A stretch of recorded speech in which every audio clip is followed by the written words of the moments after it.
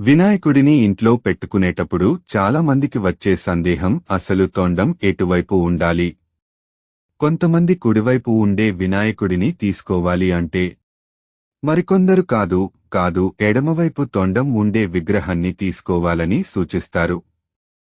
అసలు ఎటువైపు తిరిగి ఉన్న తొండం ఇంటికి శుభాన్ని కలిగిస్తుందో తెలుసుకుందాం.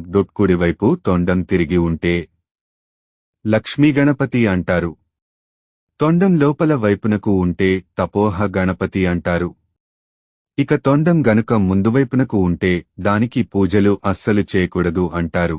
గణేశుడి తొండం ఎప్పుడూ తన తల్లి గౌరీదేవి దిక్కుగా ఉండాలని, అందుకే ఎడమవైపు తొండం ఉన్న వినాయకుడిని తీసుకోవాలని ఆధ్యాత్మికవేత్తలు కూడా సూచిస్తున్నారు.